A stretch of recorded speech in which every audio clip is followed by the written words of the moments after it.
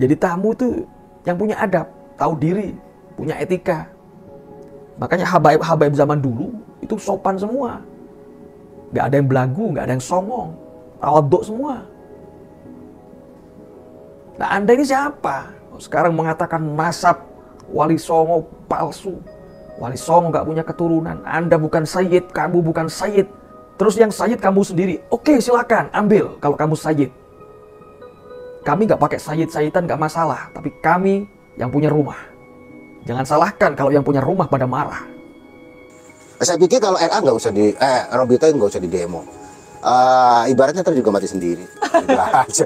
Ya iyalah, ya nggak usah di demo. Sayang tenaga, siapa yang mau biayain, siapa yang mau ngasih makan pendemo, repot urusan. Udah nggak usah. Kita juga waktunya apa namanya kalau bahasa orang Cirebon sih ada disnya. Kalau sudah waktunya waktu bubar aja gitu. Orang mereka tamu kok.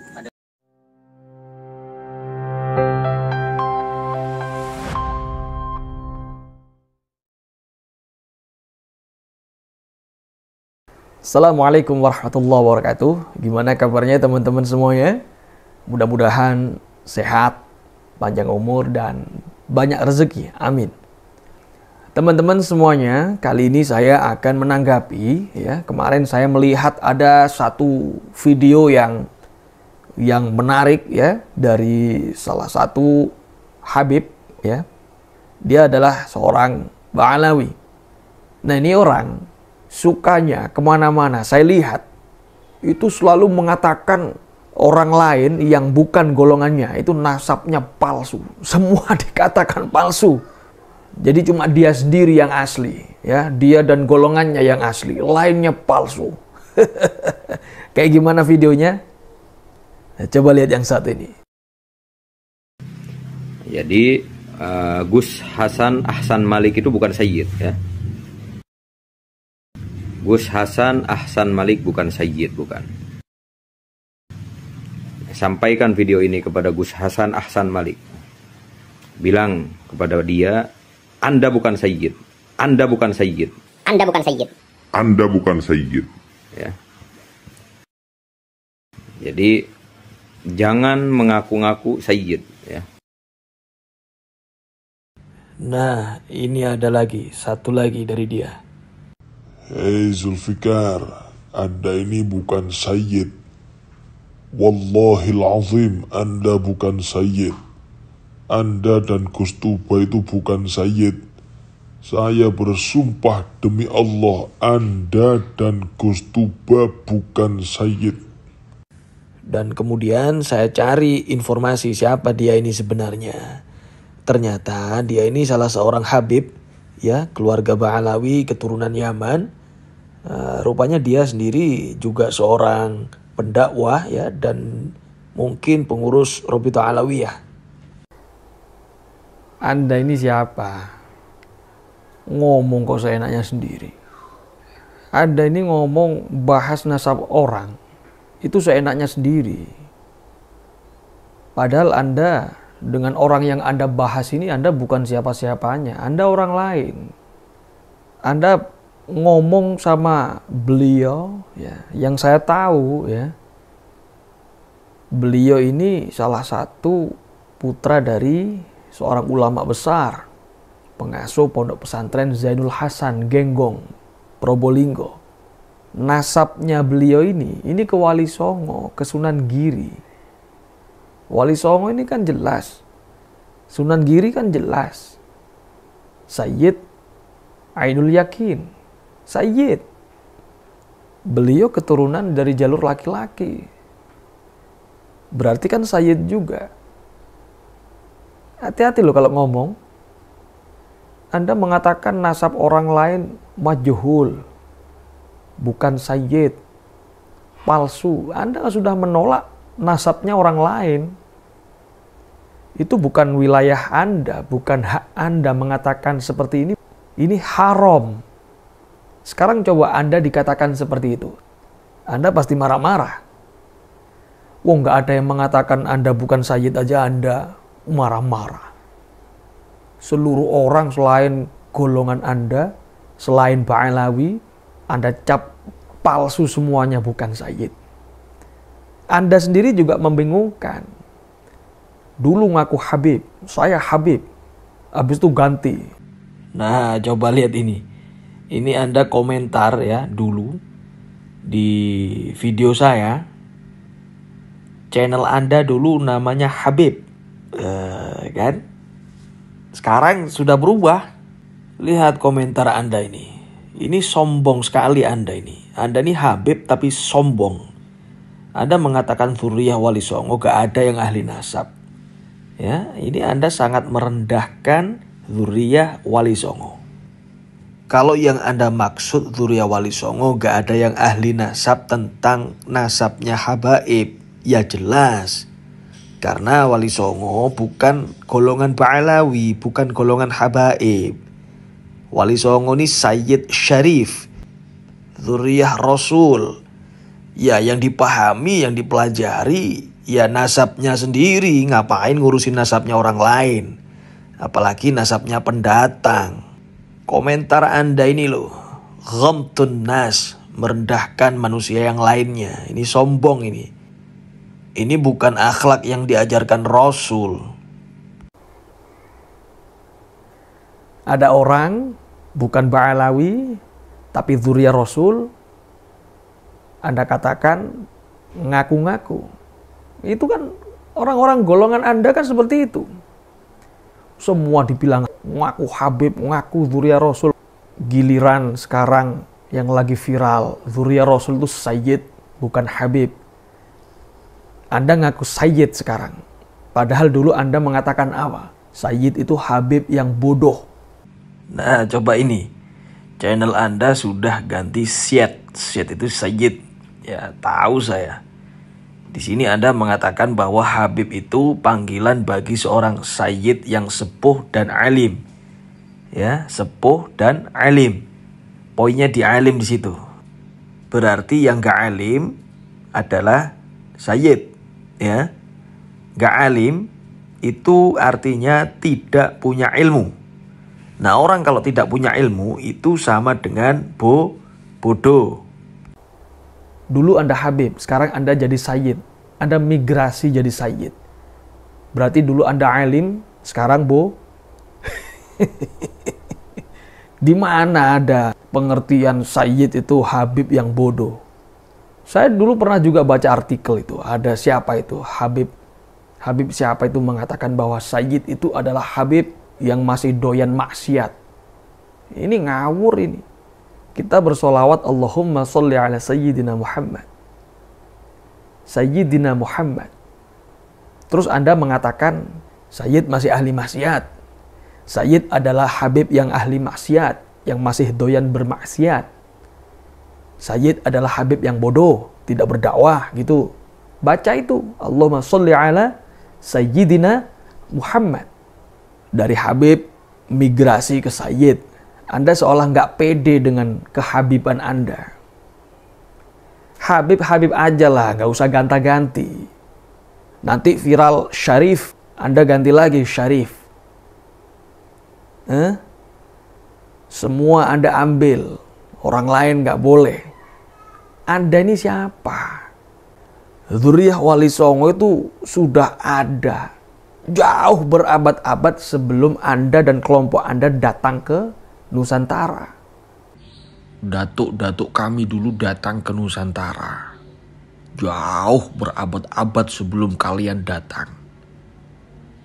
Datuk-datuk kami dulu itu berdakwah. Meneruskan perjuangan Rasulullah Muhammad SAW. Rahmatan lil alamin. Rahmatan lin nas. Berdakwah di Nusantara. Kemudian menikah dengan wanita-wanita Nusantara. Dan membumi. Tidak mengajarkan kasta. Karena di Islam tidak ada kasta. Kami semuanya membumi. Tidak seperti Anda dan kelompok Anda. Tidak mau membumi. Tidak mau menikah dengan wanita Nusantara. Paling kalau mau menikah dengan wanita Nusantara dijadikan istri yang keberapa gitu. Banyak buktinya. Di Pasuruan banyak. Apalagi sebaliknya. laki-laki Nusantara nggak boleh menikahi wanita-wanita dari golongan Anda. Haram, nasab terputus, ya, bahkan hukumnya zina. Wah, ini dalil dari mana ini? Jadi sekali lagi saya tegaskan bahwa dari zaman dulu leluhur-leluhur kami sudah membumi, sudah menjadi orang pribumi dan bangga menjadi seorang pribumi. Nyaman menjadi seorang pribumi, damai menjadi seorang pribumi. Kemudian datanglah VOC, datang lagi Belanda, datang lagi penjajah-penjajah yang lainnya. Nah, sedangkan Anda sendiri dan kelompok Anda, ya, itu pendatang baru. Ibaratnya sebuah pemukiman, sebuah tempat, ya, sebuah daerah wilayah. Anda ini tamu. Tamu kok sok tahu nasabnya yang punya rumah, nasabnya yang punya wilayah. Anda ini tamu. Kami, ya, yang ada di Nusantara ini menghormati tamu.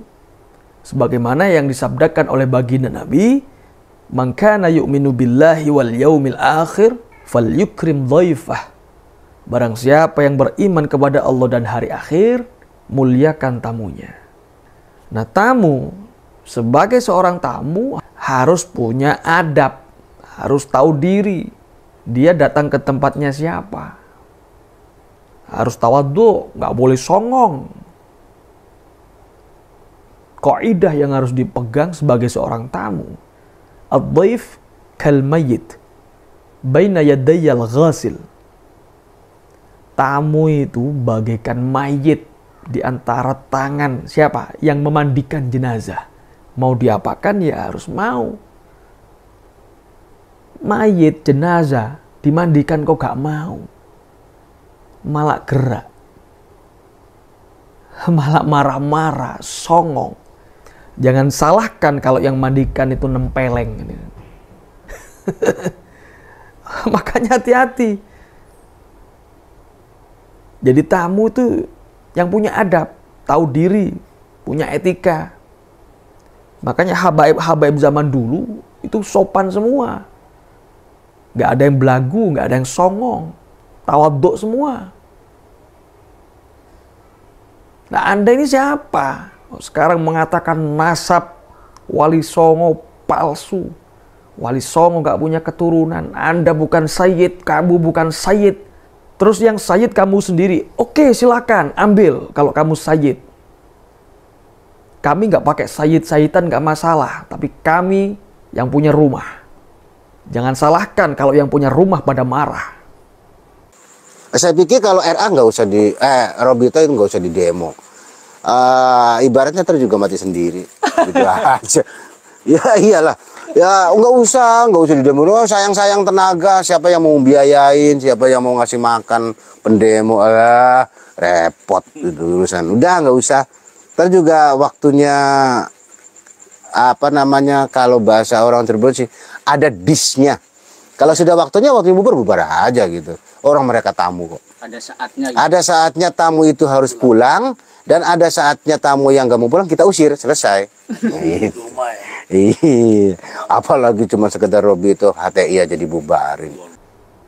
Dan berikutnya, ini komentar Anda yang sangat-sangat lucu ya. Anda mengkomentari saya ketika berjalan di belakangnya Gus Tuba.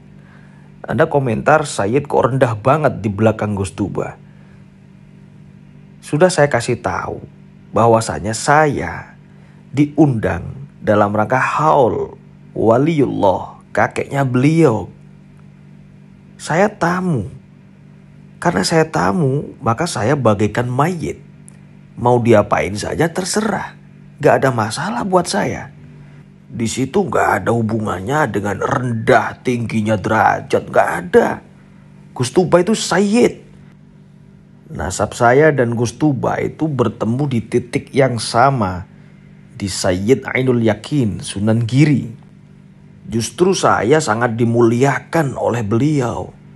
Saya berangkat, dijemput, diantar, ditaruh di ruang VVIP. Saya sangat dimuliakan sekali di situ oleh beliau.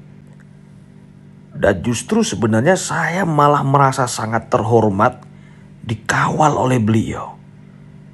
Lu bener lu, cobalah Anda belajar. Anda lihat Bapak Presiden Indonesia ketika jalan kemana-mana, kan beliau dikawal, pengawalnya pasti di depan. Bukan berarti Pak Jokowi itu tidak dimuliakan. Bukan berarti Pak Presiden direndahkan, bukan. Justru beliau dijaga, dikawal, dimuliakan. Kan lucu kalau misalnya Bapak Presiden ada di barisan paling depan, ya, kemudian anggotanya semuanya pas pampres, polisi, DPR, pejabat lainnya di belakangnya. Kan lucu. Jadi kalau saya lihat ini malah justru sebenarnya beliau ini memberikan sebuah tauladan contoh yang bagus.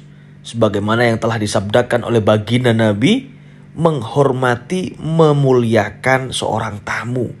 Bayangkan, beliau seorang sayyid, seorang gus, dzurriyyah Rasul, jamaahnya besar, tapi masih mau mengawal, memuliakan tamunya. Masya Allah, luar biasa.